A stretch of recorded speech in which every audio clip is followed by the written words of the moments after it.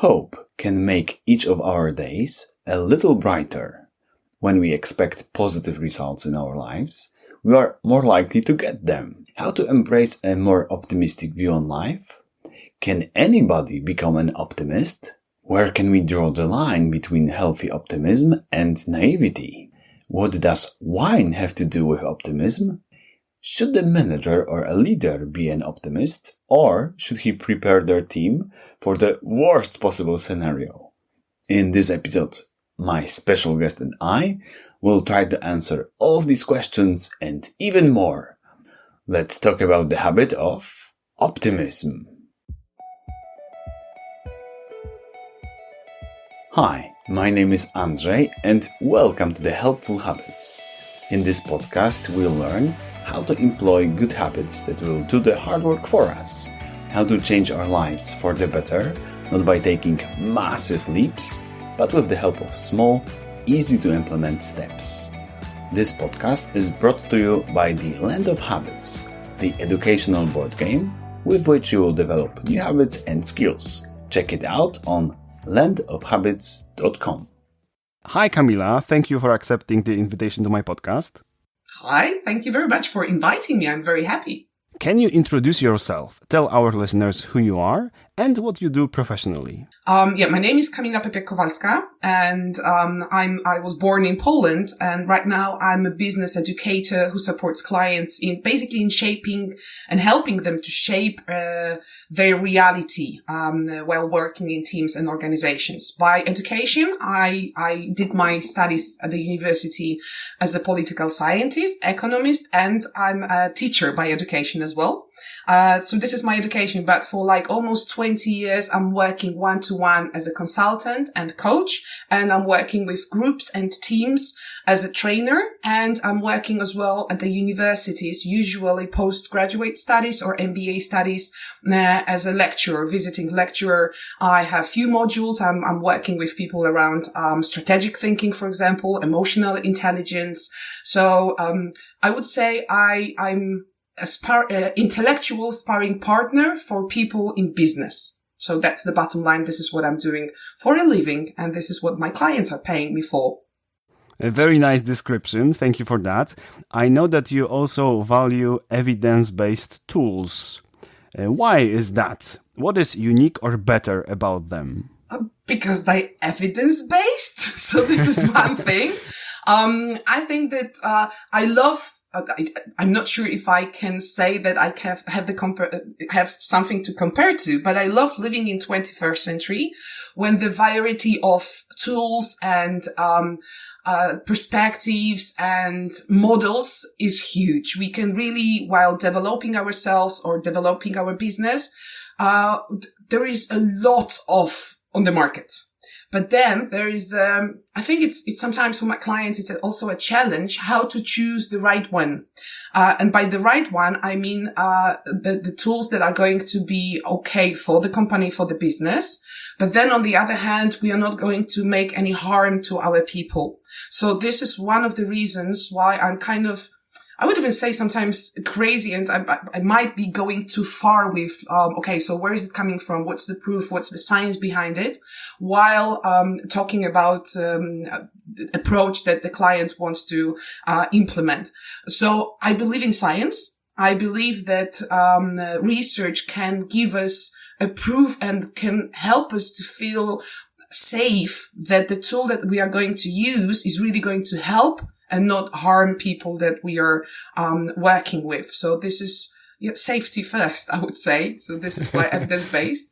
And then I have this, I think that this is that's got something to do with my relationship to education and to universities. Since I was a child, I loved books. I loved schools. I loved education and libraries. I think that the library is my kind of a mysteries place. I love to go to the libraries and search for books, and it's just a sensation. So I think for me, so this special relationship I'm also using for my clients.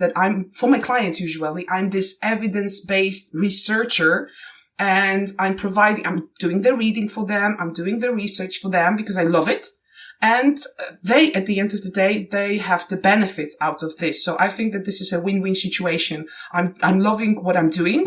I'm doing what I love. And then clients get, tools and things and methods that they can implement and, feel safe, because it's proven, it's research-based, and it's evidence-based. I'm a big fan of evidence-based approach myself. Yeah, I know. When I try to explain it, I use the darkness metaphor, and I would like to share it with you. Please do, because I don't know if listeners knows, probably not, but Andrzej is one of my mentors and people that I'm looking for when I'm trying to find something around research, something about research on habits, for example, or different topics. So yes, please do share. Great, thank you. We as a humankind don't know how the universe works. We have our guesses. Some of them are better, some of them are worse. But most of the time we are in the dark. And for me, science is like a flashlight. We can see with it much more clearly and precisely. We still can make mistakes, but they are less likely. In the darkness, it is so much easier to be confused. And I remember visiting the dark restaurant in Poznań, Poland, with my Toastmaster friends.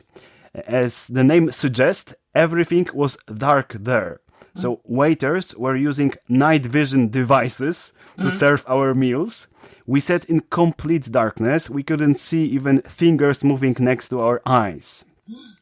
After this blind feast, we were asked to describe what we ate. And then we compared our assumptions with reality. Even though it was more than 10 years ago, I can't forget mistaking cucumber for paprika. Seriously? I was so convinced I ate paprika, I couldn't believe it was in fact a cucumber. They taste so differently, you cannot mix one with the other. But as I found, I can. And I wasn't the only one in the group shocked by being fooled by our senses. Now let's go back to the evidence-based approach and make a complete circle. Our senses and our minds often lie to us. Our experience can be misleading. And if we want to be truly professional, we should verify our knowledge, even if deep down in our hearts we believe that we ate paprika. What are your thoughts on this, Kamila? Do you have a similar or a different experience? I love it. I need to go to this restaurant. I heard about this restaurant, but I've never been there yet. So it's going to change. And I'm going to order a paprika and then we'll see. So on this topic, I love your metaphor. Definitely. I'm a huge fan of Daniel Kahneman and his work on the heuristics and how our brain and our senses are fooling us. So I love human beings. I love the sensing and experiencing and seeing and hearing and stuff like that. But I'm fully aware that, the brains that we have are not there to give us facts only. So definitely science is a support for us as giving this light in the darkness. Am I relying on facts while making a decision or am I just feeling?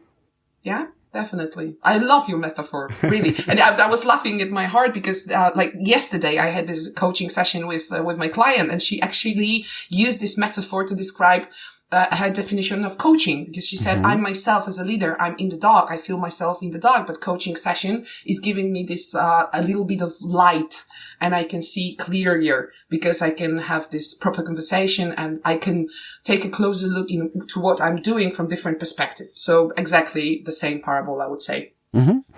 Talking about light, when I think about optimists, I see them in brighter colors. Why it is worth being an optimist? After all, pessimists are less likely to be disappointed. They can experience a pleasant surprise and judge their shortcomings more realistically. So why we should be optimists? In theory, we might feel that this is truth, what you just said, but then the research is saying something different. The research in my book about optimism, while I was preparing myself to write a book, I came across a lot of research around optimism, around pessimism, around our perception. So one of the research that I came across around the topic that you just mentioned was that people with high expectations, when they succeed, they attribute it to their qualities. Okay, so I might be an optimist. I have this optimist view on my future, and then there is a success. So I think, okay, so I did it because of my qualities, because of my competences and stuff like that. When they are defeated, they are pausing for a second and trying to understand not what they did wrong, obviously. It might be also a thing, but basically they tend to look what outside wasn't, I don't know, I would say helpful or wasn't there to support the success. And then when we are talking about the pessimists, the people with lower expectations towards future, they do exactly the opposite. When they fail, they treat the failure more as a personal failure. So they trying to find the roots of the failure in themselves. And then when they succeed, on the other hand, it's more like external factors that they brought them to have this success. So I would say that people with lower expectations, they feel worse in the meantime while waiting or while facing, the aim. And then, as I said, depending on if they succeeded or if they failed, it's not comfortable. It's not an optimum sensation. So the sensation that we might have is that it's way better for the pessimists, because there is an even saying in Poland that you can be surprised, you can be a pessimist, but then you can be surprised with the outcomes. But the research is saying it's not that simple. It's not that this is exactly what it is. Then optimism, when we are optimists, we are changing a little bit. We are changing subjectively the reality that we are facing.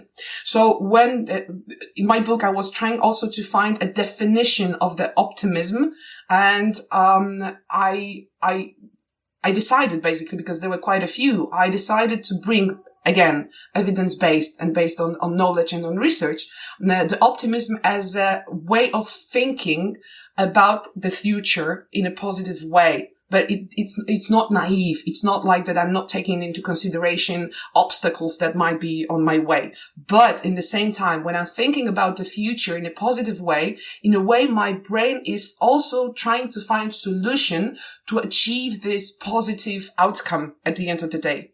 So optimism itself is not only affecting the success because we are trying to find the solutions, but also is helping us to work harder, to basically optimism is also helping us on our way to get, to succeed, to get to the final, goal. So optimism is helping us actually at the very beginning when we are aiming for something, then when we are waiting for something, and then we are achieving or not, because the failure might be also there, to face the failure or to be happy about the successes. But I'm not saying that the pessimistic approach is bad. Like I'm not even going that way. I'm not saying that only optimistic approach is the best one.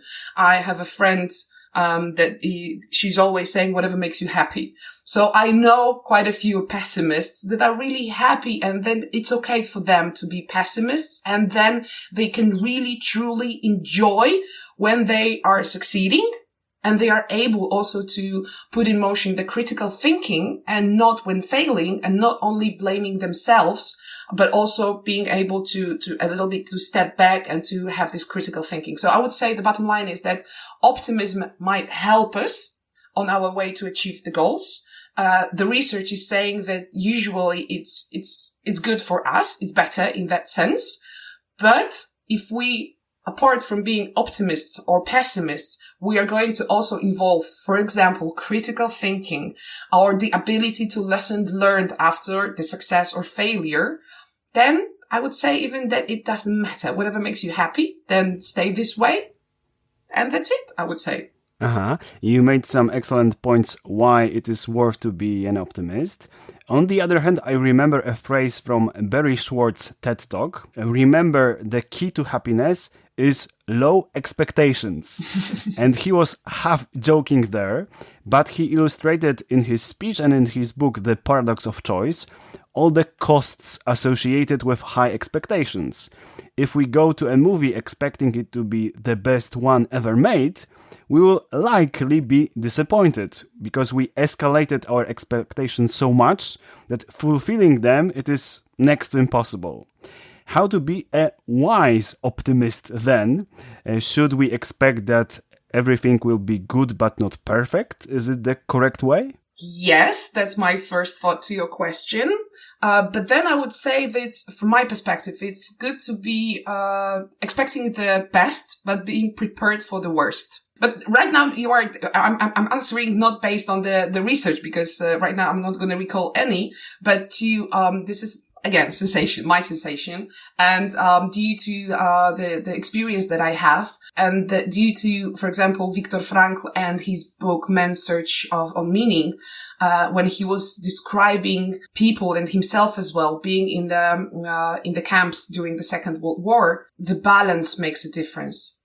Having too high expectations might harm us. Not having any expectations or having too low expectations might end up in giving up, for example. Okay, so I don't have any expectations whatsoever. I'm not going to do anything about it. I'm just expecting, or I'm just there. Okay, whatever happens will happen. But in terms of optimism, I'm also talking about being proactive, having the agency, doing things. So having this balance in terms of expectations, I would say the dose makes a difference. And the dose makes a poison. Too high expectations might kill us, like literally, and there is a proof on that. And then there are too low expectations might lead us to just giving up and not doing things. So I would say not too low, not too high, just to calibrate as well, because there is no a certain height of the bar of our expectations. This is really individual and it's changing through our life. And I would say I'm a huge fan of calibrating our reality. Okay, so who am I right now? Who am I becoming? What skills do I have? What new things I know right now about me or about my abilities or about the environment? So like being conscious on ourselves and the environment and then calibrating the expectations. I would say that this is the key. Nice. Does it make sense to you? Yes, of course. My next question is connected to the previous one. Can we be too optimistic? Where can we draw the line between the healthy optimist and the naivety? Definitely too much optimism is also a case. And as I said before, the dose makes the poison. So hyper-optimism can get us into a lot of trouble. And I know there been that, and I know it by experience as well. And the hyper-optimism is more like, I would say, naive, and there is a lot of ignorance there and stupidity, I would say. And I love the metaphor that optimism itself is like a red wine. A glass a day is good for you, the good wine. But then a bottle a day can be dangerous. So extreme optimism is like alcohol abuse, I would say. So this is the thing. And then being too optimistic, is making us blind to the reality, to the facts. We might, seem to be even deaf to other people or to the facts that are saying that, the reality is different. So it can cause us a lot of trouble. For me, the vivid picture when I think about this hyper-optimist is a person who drank a lot and thinks he can drive a car right now because everything will be fine. Yeah, I did it quite a few times, or other people did it, nothing happened, so this time is not going to happen anything. Or for example, doing extreme sports without any protection whatsoever. Some people got accidents, but it's not me. I'm lucky. I want to do it and stuff like that. So it can lead to really annoying or risky, as you said. You mentioned, the drinking part. Please do not do that. Never, ever. Even if it happened to you or to any of your, the colleagues and never happened, don't. So the behavior might be risky. So it shouldn't be that way. But we might have the tendency, if we are involved into some project, or if we like something, human beings might have the tendency to be hyper optimistic. When I was doing the research for my book about optimism, I came across the attitude towards hyper optimism from the British government, because they've realized that people giving them the projects, for example, I don't know, some buildings and some investments, they were hyper optimistic in terms of the deadlines and in terms of the money that were needed. So they published, it's called a green card, that contains a general methodology of economic assessment with specific guidelines that, okay, so you gave me the price, you gave me the deadline, and just to make the story short, right now at 20%. Because there is a really high chance that you're not gonna stick with the time, that you're not gonna be able to stick with the budget. So basically, and for example, the green card was used, for example, when the Olympic Games in London 2012 were organized. So that helped them. So even on the level when the economists are there, when the Excel is there, when there is a data, when there is money, when there is time, when there are numbers, we also might be hyper optimistic. This is my plan. I'm going to do this. This is my investment. And I might have this tendency. So in business, for example, with my clients, and myself as well, because I'm an entrepreneur myself, I have this at the back of my mind. Am I not too optimistic? In terms of the goals that I'm setting, in terms of the time frame that I'm setting right now. Mm-hmm. And then maybe it would be good for everybody to add this, I would say this 10, 20%, and then we can all be safe. I hope that we convinced at least some of our listeners that it is worth to be an optimist, not too much, not hyper optimist, but the other assumption that people have maybe about that being an optimist or a pessimist is a constant trait. We are born this way, or our early experiences shape us this way, and we cannot change that. Or is it possible? If so, what is the most effective way to do it? Are there an university of optimism? Okay, so a very good question. There is a huge debate still on that. There is no black and white answer for that. Yes, it's a trait, and by born you can be an optimist that you cannot change anything, or there is no answer yeah, you can change everything just like that. The truth is somewhere in the middle. Yes, optimism generally is somehow in a way our trait, because I'm not a chemist, so sorry and a biologist and stuff like that, so sorry for my ignorance.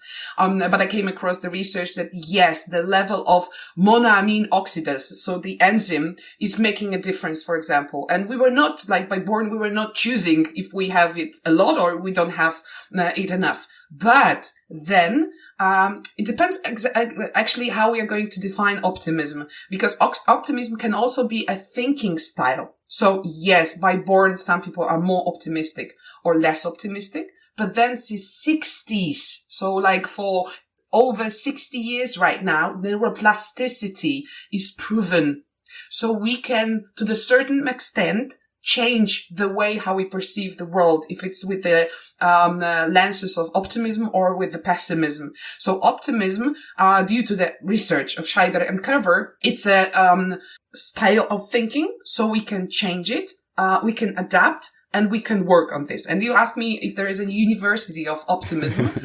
I love this question. I love universities, as I said before. So I wish there was, but actually there are some, maybe not they are calling yet themselves universities, but I know quite a few, and this is what I know, and probably there is way more because I don't know everything, obviously. There are some environments or societies. The one that I highly recommend you is Action for Happiness. And this is a foundation from UK, and they've got a lot of open sources, materials and tips and videos when they are showing that basically happiness, which is a crucial part of optimism and is also a skill, how it can be developed. how we can actually, that's why I love the name Action for Happiness. So we can do something about increasing our happiness and then increasing our optimism. So actionforhappiness.org. I used to run, the courses with them as a trainer, as a volunteer over there. So I highly recommend you those things. So this is, for me, it was kind of a university ages ago. So this is one thing. Then, we can learn also optimism by being surrounded also with people that got this optimism. So we can, through osmosis, like, okay, so let me take a closer look. How do you perceive the world? And what can help me, how you can help me to see the world through your lenses. So this is also the way how we can learn as human beings, by being with others that got those skills on those traits. And then optimism, I define as a skill, as a competence. As a skill, competence can be developed. If we focus on the happiness, there are four elements of optimism. The happiness, agency, self-efficacy, and hope. Each of them can be a separate skill.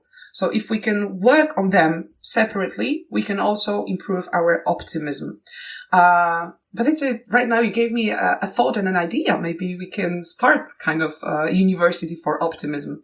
And definitely they are, for example, psychologists like Martin Seligman, that they did quite a lot. And it's not like separate university, but there is a department, which Martin Seligman, for example, is running, that you can, also be inspired by the research that they are doing, by the articles that they are writing based on those research, how we can actually improve our optimism.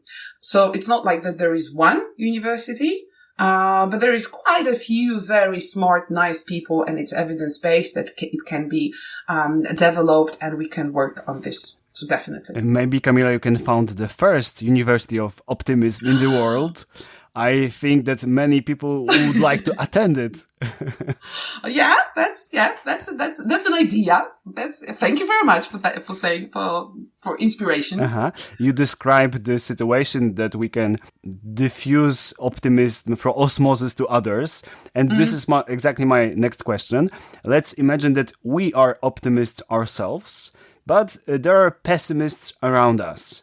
Maybe it is our spouse or our business partner. Do you know any ways to infect them in a positive way with our optimism? Okay, so first of all, I would say that we don't have to imagine, because my assumption is, and correct me if I'm wrong, that if not all of us, but at least some of us, we are surrounded with different people. So if we are optimists, probably we have some pessimists around us, and the other way around as well. So if we are pessimists, we have some optimists. So this is like the fact that we've got different people, and I'm a huge fan of diversity. I would say that we could use this, that we have a spouse or a business partner that has different approach to life that we have.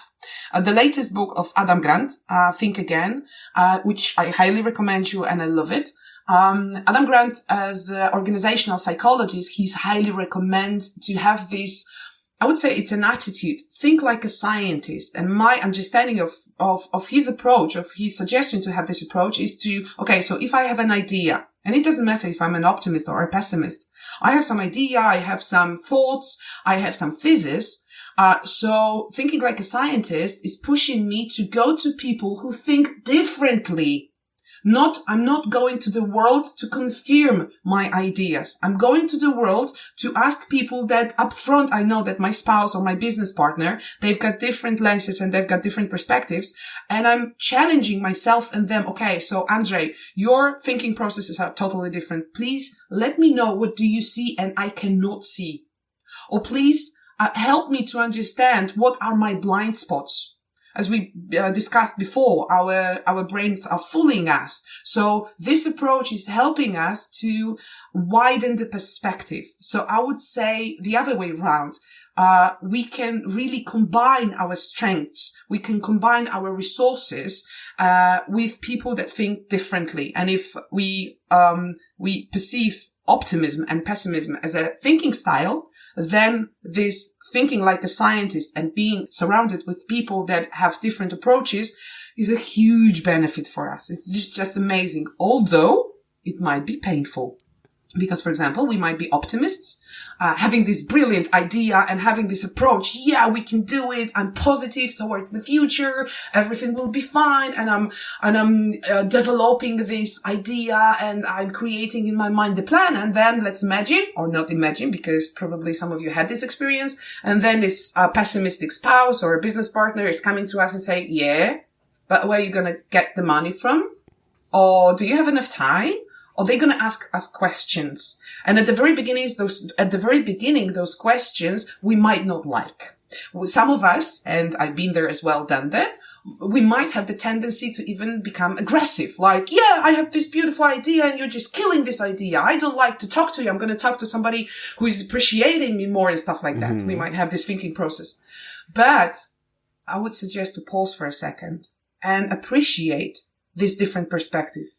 And those questions, and I have quite a lot of projects in my experience and the experience of my client, that this different approach actually saved some ideas and actually helped those optimistic ideas to become reality. Otherwise, without those questions, those ideas would just be ideas without implementation, without any further actions whatsoever because of, I don't know, let's say lack of time or lack of money. So this is one thing that I would say, that I highly recommend to use the diversity that we have and through the dialogue, that we might have to. So the dialogue is, required. And then you've mentioned the phrase smart optimism, wise optimism. And we talked a little bit about hyper optimism. I would say that this smart and wise optimism is like a little bit like yin yang. Also have a little bit of this questioning part. Am I not blind to something? Am I not missing something? So like partially a little bit being pessimistic, it might be also okay for us. And if we are not able to do it ourselves, I highly recommend you to appreciate your business partner or your spouse or any friend of yours that is giving you different perspective. And instead of being angry at them, appreciate it and be grateful, because it might help both of you. I really like this idea of thinking differently and also thinking like a scientist. So if I'm a scientist, I have this hypothesis and I want to share it with my friends. I'm not looking for friends that will approve it. I want to falsify it. And if we cannot, then it is a valid idea. And the same process should be used in business before we go and have some costly mistake. Don't look for people who say, yes, this is the greatest idea for the product in the world. Try to falsify. Is it really that great? Exactly. It's way cheaper to do it on the prototyping phase than when we have this product or service launched. And then, oh, shush, I should be discussing more with different people and different approaches should be taken into consideration. Definitely. And you also have the experience around it. So, and you know how to do it actually, to think like a scientist you yourself. Yes, but I'm sometimes not always doing that because when I'm in a different role, in a role of visionary, I'm thinking about all the benefits, all these good outcomes that I can get with this product. And I don't want to see all the risks because that's why I said I it's will painful. kill my own idea. Yeah, it is uncomfortable. So what might help us is to just accept that with the higher probability, it's gonna be a little bit, because it's our child. The idea is our child. This is our thing. And then we have these questions and it might be, definitely will be uncomfortable, but it's way better to feel uncomfortable at this stage, as you said, than on the prototyping, phase, than later when we're going to have more costs, like literally the money are going to be there and I don't know, people are going to be there and stuff like that. And then there is a failure.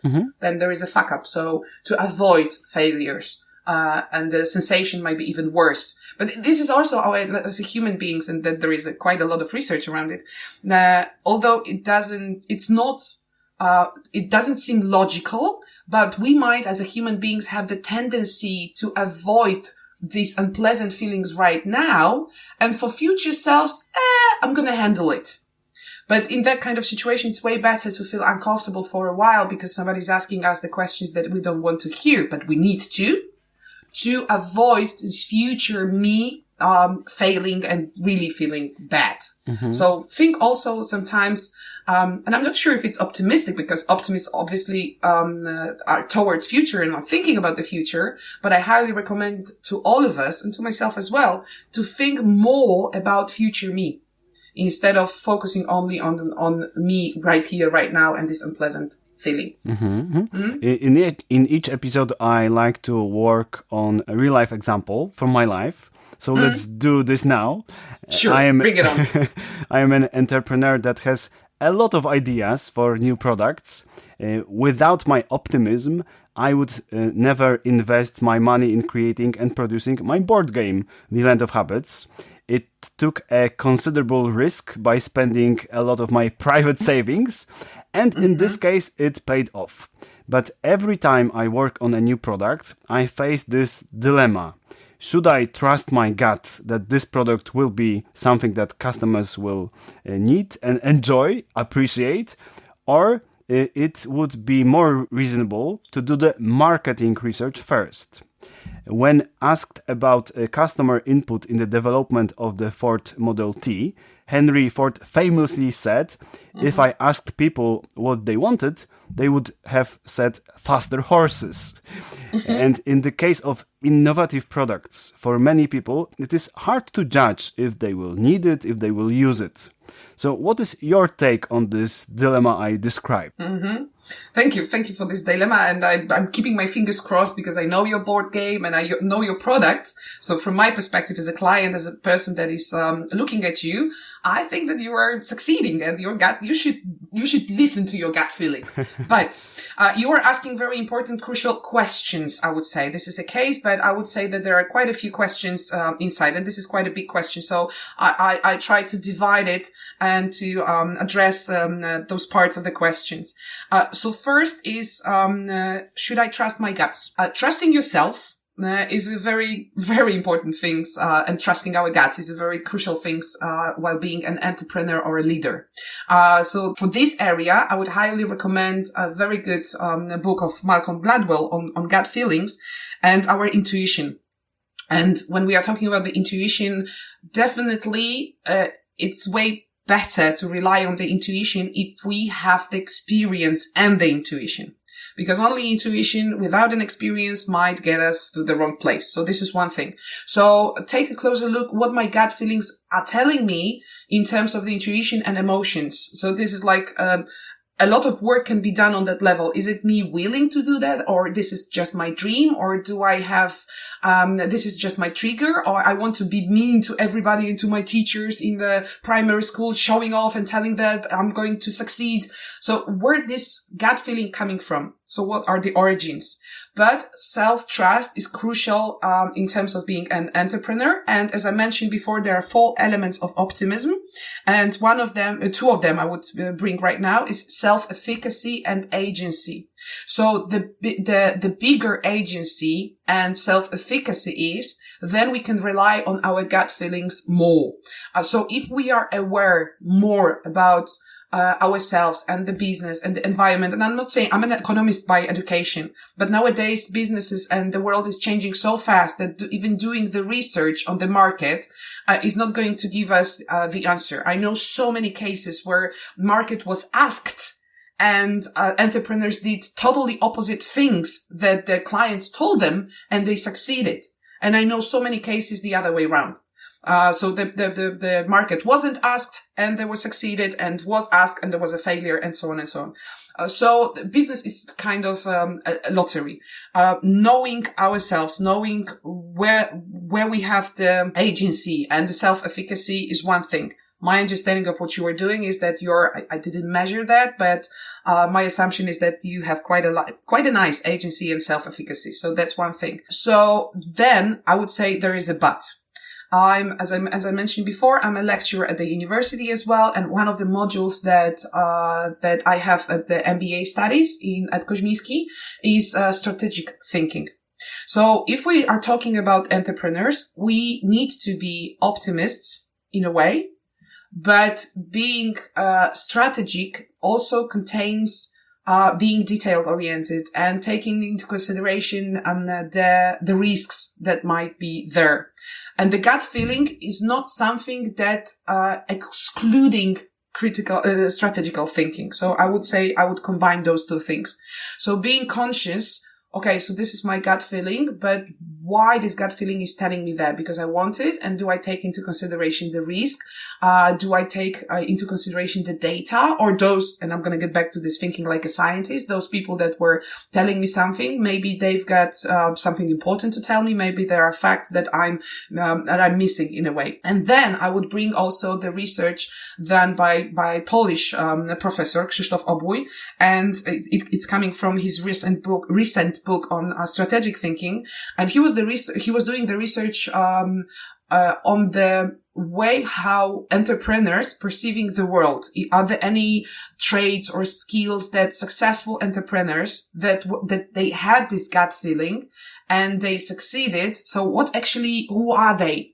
And he came up with the 3 things that are common for those entrepreneurs that they followed. On one hand, the gut feelings, but it turns out that not only. They took into consideration some other things. So the very first thing is that for me, it was beautiful when I read it, that leaders were more optimistic. So definitely, and it's highly recommended to be optimistic while you are an entrepreneur. Sometimes even naive. Sometimes we don't know the answer for the future. Nobody knows what the future will bring.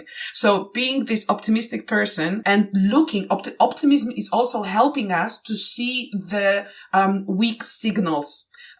To grasp what's going on in the world. So optimism lenses are helping us to see the opportunities, because optimism is based on seeing, perceiving, and just grasping from the world those things that might help us, as we discussed before. But there are 2 more things.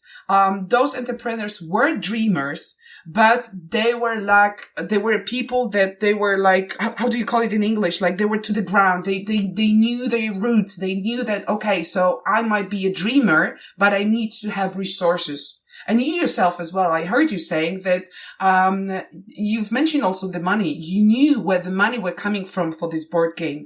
You knew your risks. You risked, but then you took the risk, but then you knew where is it coming from. So being a dreamer, but then staying on the ground is also crucial. And the third thing is, and this is connected for me with listening to our guts, what they are telling us. And successful entrepreneurs are also like fueling the experience that they have, meaning that they are aware of the past.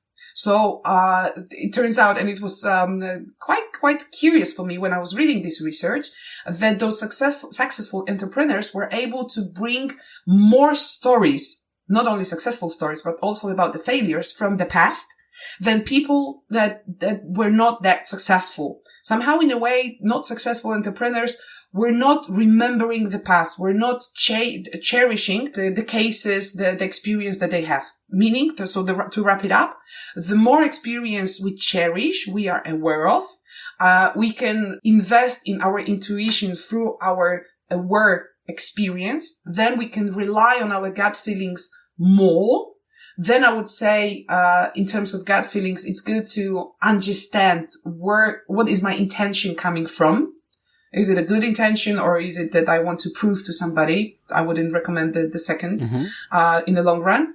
And then to stay optimistic and not to give up too early, because probably you know that as well. But statistics are saying that in terms of business, I think it's 80% right now, but I need to check it. But quite a lot of business, is failing during the first 2 years, since it was open. Because it's not like doing the business, you cannot say if it succeeded after a month.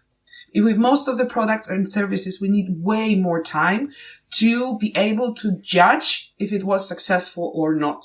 In my case, in my business, I can see that even after 2, 3, 4 years after launching some service or some product, I can see the benefits, or I can even be able to describe it as a successful or not. So also being patient towards the future might be also crucial. And optimism is helping us because optimism is perceiving that the future is going to bring generally the good things. So I'm waiting for this future to bring me those nice things. So congratulations with your gut feelings. And I'm keeping my fingers crossed for all your products and services, and to be successful. But in the same time, and I'm not saying that I'm wishing you failures, but failures also can teach us a lot. And basically failures, and it's not like the optimists only have successes, but also, I don't know, I strongly believe in failure and the lesson learned out of failures as well. We remember them for much longer if it's a lesson of failure, not success. But the reason is because we are learning, we tend to learn through our emotions. And we might have stronger emotions and stronger sensations when we fail than when we succeed. And nowadays, when we are in such a hurry, most of my clients, and I'm myself as well, we are forgetting to celebrate, to pause for a second when we are succeeding. And if we are failing, we have this tendency, at least it's not like that we are willing to pause, but like those emotions are pausing us. So we are just pausing for a second and we embrace the failure. And yes, definitely we can learn more. Going back for the moment to the situation I described, I really like the works of Edward de Bono. And one of his invention is hats about different style of thinking. So we have the yellow hat, we have the black hat, etc. And we can switch hats. So I can put my yellow hat and see all the possible benefits, all the good things that can came out of the situation of my new product. But then I should wear a black hat and see all the risks, all the negative sides of that. I shouldn't be blind to it just because my gut feeling is saying to me it will be a great product. And if it is too hard for me to think in this black hat perspective, I can ask my friends to do it. I can hire a person, a specialist to do it for me. And then seeing the reality as it is, not only this very optimistic, narrow way of thinking, I can make a much more reasonable decisions. And then I'm going to say, you actually taught me premortem and postmortem analysis. That basically, okay, so I've got premortem is just like I have these ideas and stuff like that. And now I need to think, okay, so I failed.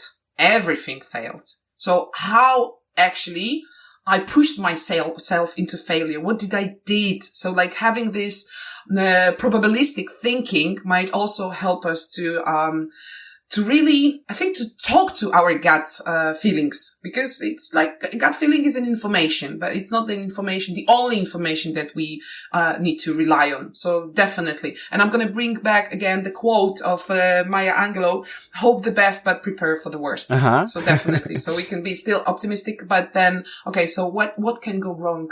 And then again, it's like the parallel to what we've been discussing so far, having this think like a scientist approach, think again, Edward de Bono as well, the head's different approaches.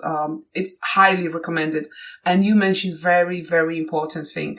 For some of us, it's hard to jump around those different perspectives. And it's nothing bad about it. It's not like that there is something wrong with us. We can definitely hire and we can pay. And this is like the B2B investment for our strategic thinking.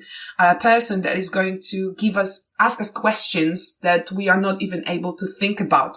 Some of my clients are calling me bullshit detector because I'm this person that, okay, but you are bullshitting here. You are bullshitting yourself because this is like, I don't know, too optimistic, way too optimistic. Did you take into consideration this and this?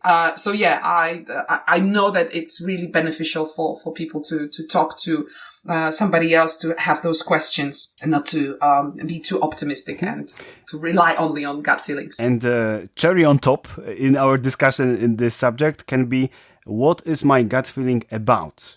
Is it about the journey or is it about the destination? Because I really enjoy the creative part of every project, the vision of it, the strategic thinking, all the benefits it can get. And I really enjoy the process of creating. The second part about marketing, sales, not that much. And I caught myself many times that my gut feeling is telling me this will be a wonderful experience for me to design a new product, to write a new book. Exactly, this journey, as you mentioned, yeah. But my gut feeling says nothing about the business results. Would it be beneficial for me? Should I invest my money in it? And we can be confused about it. What our gut feeling is telling us really. Is it about the journey or is it about the destination, the business results we can get? Definitely. Love it. Then we should be, being aware. I think it's quite crucial as well what you've met. I'm sure that this is quite crucial, knowing ourselves. What are my default thinking processes? And again, with the research, we might measure it with psychometric tests. Being aware, okay, so what are my thinking processes? What is my motivational profile? What I really enjoy and I really would like to love it, even if people are not going to pay me for. But in terms of business, we need to tick all the boxes, not only the boxes that we would love to do. Taking into consideration, where are my bottlenecks? What are my things that as you mentioned, like this marketing stuff, that I don't like. So what am I going to do about it? Maybe I'm going to hire somebody, or I don't know, but thinking about it. Definitely. What about other business contexts? Should the manager or a leader be an optimist? Or should they, as you mentioned, prepare for the worst possible scenario? Okay, so with leadership, I'm working with leaders for quite a while right now. And I remember it was quite a few years ago. I need to check it again. When I started working with leaders, I just Googled a leadership definition, and there were almost, I think, more than 7,000 of the definitions. So I strongly believe that leaders might feel confused. Okay, should I be optimistic or pessimistic? Should I be extrovert or introvert? Should I be flexible, not flexible? So many things, so many things that leaders needs to be, done, and have. Okay, so first of all, you need to be authentic. So if you are a leader, I would say that you need to be authentic. And I'm not the one who's going to tell you what is the best definition of what really should do or be or done or have the leader have. But I would get back to the research. The research is saying that if we are optimistic, people have the bigger tendency to talk to us. The willing to talk to people that are optimistic is way bigger than to people that are whining or that are pessimists. So, and one of the things that leaders need to do is to talk to people, to be active listeners. So being optimistic is basically helping other people, because people are just willing to come to us and talk to us. That's one thing. Then there is second thing, that due to the research, it doesn't matter if we're optimistic or pessimistic, we have the tendency to be willing to help more to optimists than to pessimists. And nowadays, I'm a huge fan of teaming defined by Amy Edmondson as a process of creating a team.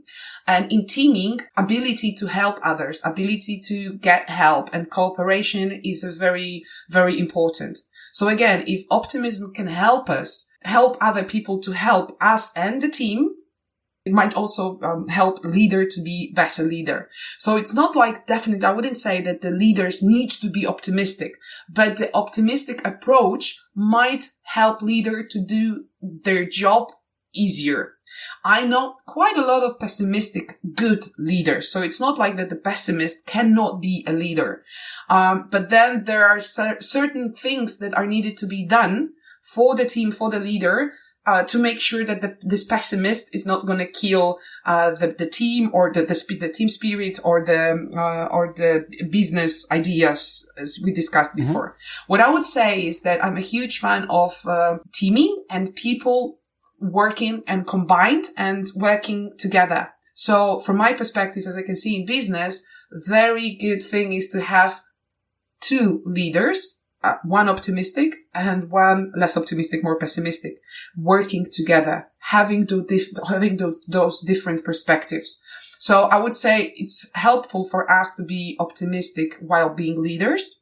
But I would highly suggest, if there is any leader that is optimistic or sometimes maybe too optimistic, please find yourself somebody who you subordinate, or your mentor or supervisor or co-leader, depending on the structure that you are working in, somebody who is going to give you the different approach and different perspective. So the combination of both, I think that might be the biggest the best. And I know that you are a huge fan, or correct me if I'm wrong, if something has changed, that you are a huge fan of Stoicism. I would say that leaders should also be a Stoic, I would say. So not optimistic, not pessimistic, but Stoic, definitely. Stoicism, should be there and is really helpful for the leader. And as a Stoic, we should be prepared for this best possible scenario. Exactly. Do the premeditatio malorum exercise. And then we'll feel much more comfortable, because even if something bad will happen, we will know what to do about it. Yes. And for our brain, it's not like the first time, because we prepared for this. So the shock is smaller. Like, I was thinking about it. I was discussing with my team about it. I think that we are prepared. So it's not like shock and emotions are driving us to some crazy, stupid things sometimes. Talking about leadership, a parent is a kind of a leader too. Should parents be optimistic and supportive no matter what about their children's plan? And when it will be better to tell children about all the possible threats and risk connected with this plan? I'm a parent and I'm a teacher as well by education.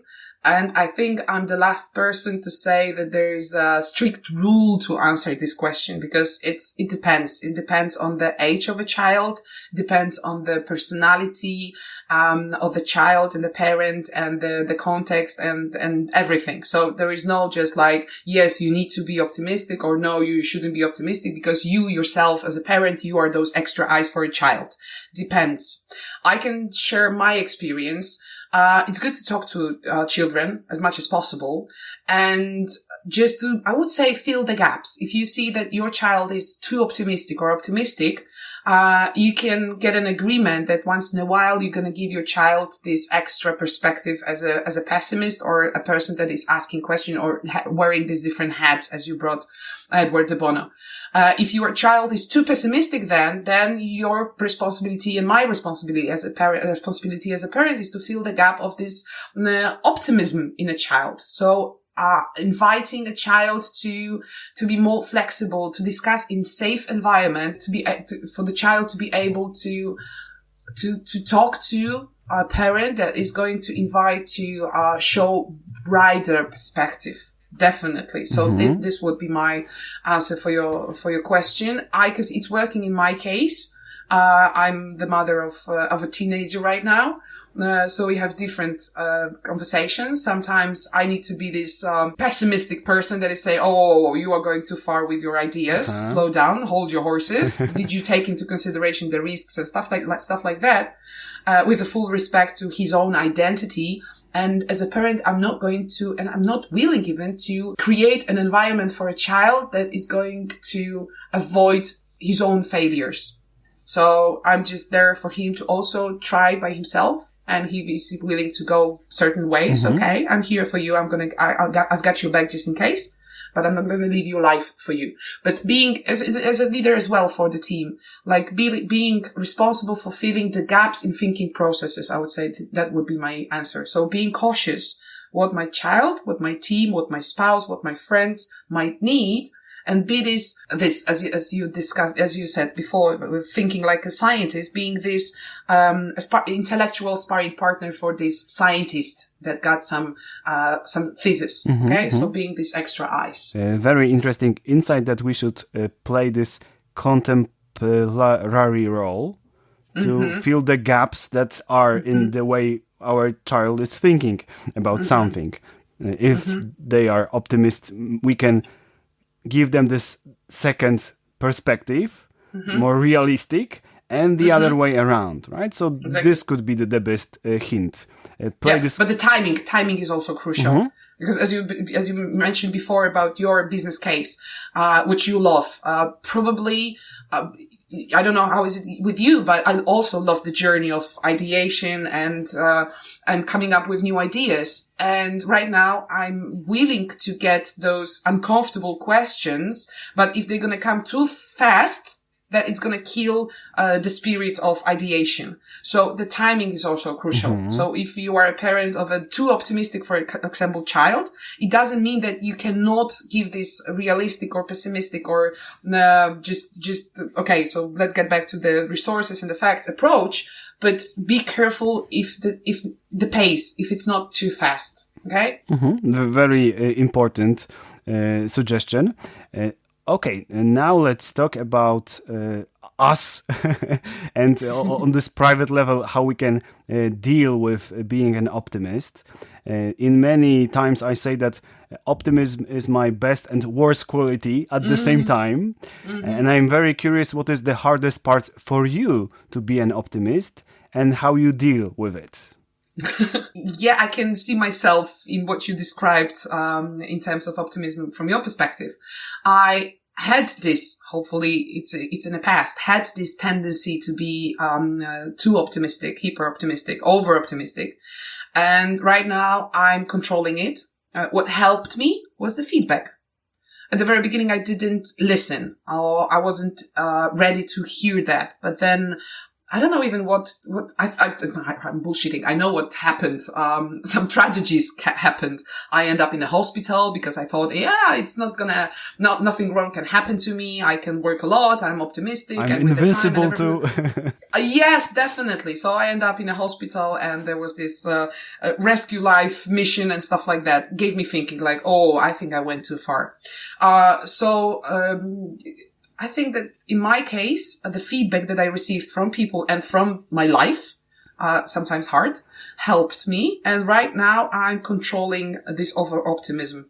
And by controlling, I mean, I also have the tribe, people that are around me, like personally and at work, that I even ask them, hey, if I'm going to be too optimistic, if I'm going to cross the line, please let me know. I might not agree with you, but at least I'm going to have some warning signals. So remembering about it and having this tribe people that are helping me with staying, with keeping the balance, is helping me.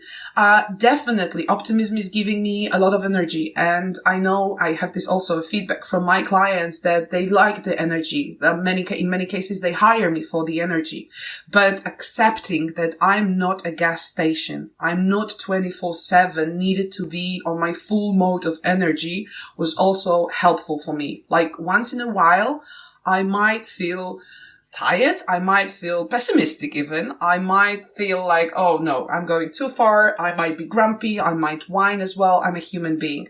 And to be honest, what helped me, at the very beginning by my publisher, I was asked to write a book about the habits of optimism. That was the original, fun fact, that was this original title for the book.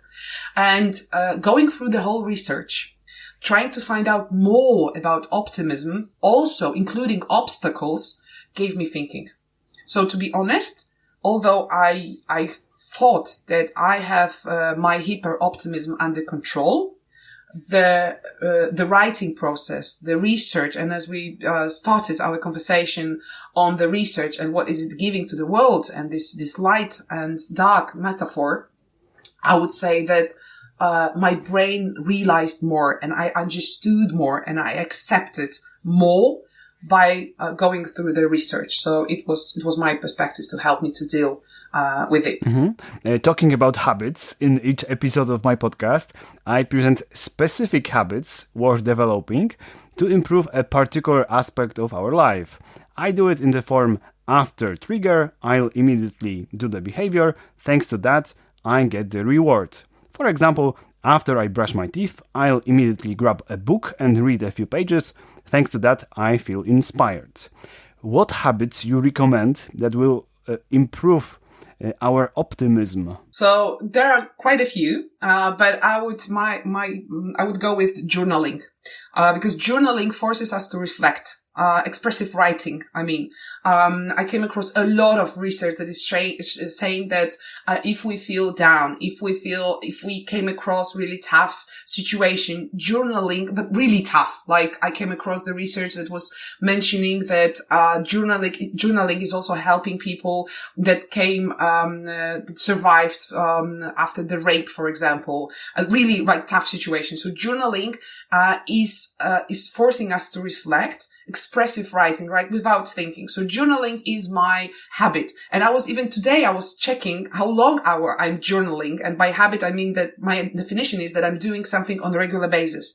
So every single day I'm journaling early in the morning for 3 years and 23 days right now. Every single day. So what is the process in my case? Right now I'm doing it on the autopilot. I'm not even thinking about it. I'm just doing it without any further thinking. So I wake up every single day at 5 a.m. I love it. It's not like that I'm forcing myself. Then while brushing my teeth, I'm preparing a journal and I'm drawing a question because I'm not journaling out of nowhere. I have this coach space questions. It's a special tools, and I'm drawing any given question. So I have my journal, I have my question, and then after brushing my teeth, I'm preparing also myself a coffee. I have a certain type of coffee that I prefer, so Dominican coffee from Dominican Republic, French press. So I have my coffee, and then I think that I'm putting also myself on the journaling mode through this coffee, and then I'm putting my headphones, and I love movie music, so I'm putting on my headphones Hans Zimmer playlist, and with the music in my ears, with the coffee next to my nose, with the notebook that I like, and with the question that I have, I'm enjoying expressive writing for 45 minutes. So I'm doing it, for more than 3 years right now. And lately, I gave myself another habit. After journaling, I'm also doing the bicycling, just my home bicycle, with a special desk. And while bicycling, I'm doing my emails and stuff that they don't require like deep, working. And I squeezed in between, and it's like, I think it's 88 days right now of my habit. I squeezed Duolingo French. It's just like 2 minutes top. But in between, I have these French classes. So I think that, thanks to those habits, I enter my day with my family and with my whatever I'm going to do this day, with my clear mind because of journaling, with my happy body because of endorphins, and ready to rock and roll the world. So I would say this is this thing. And it takes me 2 hours top. And I think that really, boosts my energy and is helping me a lot. And in terms of optimism, sports activities is also boosting our optimism. It's also proven that, highest run and bicycling and walking and jogging. Whoa, this is like one of the best gifts we can give to our brain to boost our optimism. Very interesting, because when I'm thinking about the habit of optimism, most of my habits are mental. This is the thought that can pop in my mind if something bad is happening. For example, this could be one of the habit of optimism. Another can be a question. Okay, what is good in this situation, even if it is objectively bad? And you are giving us a different perspective that the way we use our body, our physicality, can influence our optimism, right? For example, we can go for a walk, feel the sunshine on our skin. Definitely. And now we are 100% more optimistic about the future than before. And it isn't mental, this is just physical, maybe hormonal level of optimism, but it really makes a difference. Definitely. The food that we are eating, it's also making a difference. The level of sleep that we have, if we have the deprivation of sleep, and by deprivation, I mean 5-6 nights in the row, we are stealing from our regular sleep 1 hour. Then after those 5-6 days, our decision-making process are the same as the decision-making process of a drunk person. So we are not able to think straight if we don't sleep enough, if we are not physically active, and if we don't eat well. So if we are not feeding our body. So although I'm a huge fan of thinking processes, this is what I'm doing for a living. I'm talking and I'm thinking with people.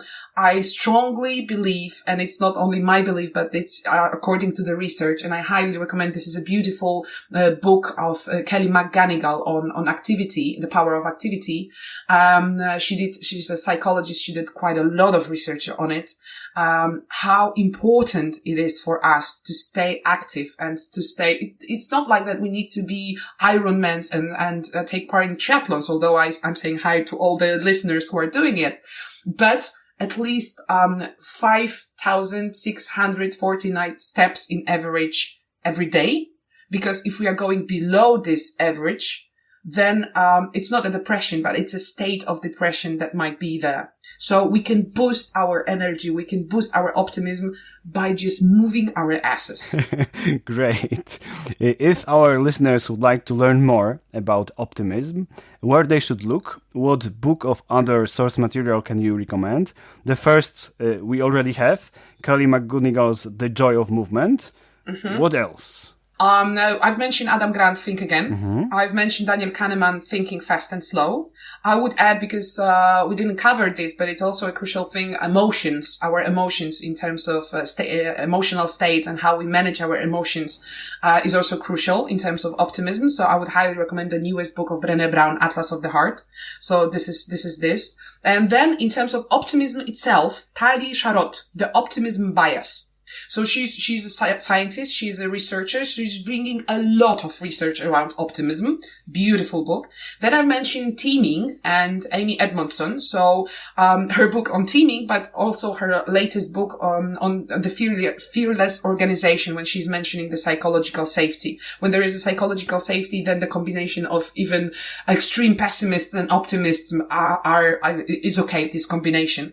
But we need the fearless organization. I also mentioned Viktor Frankl, Man's Search of Meaning, and I've mentioned Krzysztof Obój, but unfortunately this is only in Polish so far, at least. This is my understanding. Myśl strategicznie, so think strategically. And unfortunately only in Polish so far, but my book about optimism, the title in Polish is Jęcznik, powiedz dość i zacznij czerpać z optymizmu. It's about how to stop whining. And for now, I'm sorry, I'm not planning to translate it, because I came across a lot of research on how we as people from Poland perceiving optimism. So it's really dedicated to our culture, because it's also a cultural thing as well, optimism. Mm-hmm. But maybe in the future you can use the broader context of other nationalists too. How they... I was asked actually to do it. So yes, why not? Uh-huh. Mm-hmm. Great. How can our listeners contact you? What page should they go to?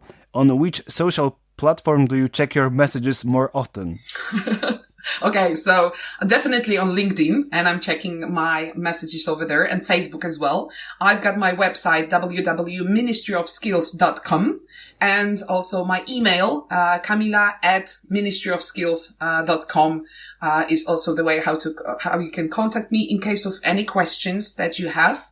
In case of any doubts that you have, I also invited my readers in my book to also comment on what I'm showing, what I'm describing around optimism, including not being agreed on. So if you don't agree with something, please also let me know. And then we can have a conversation, because I love it. I love to think like a scientist. So I'm looking for people who've got different perspectives. So please stay in touch. If you've got any questions, any comments, please do reach out. Thank you, Kamila, for a great talk, and I wish you all the good luck. Thank you very much to you too.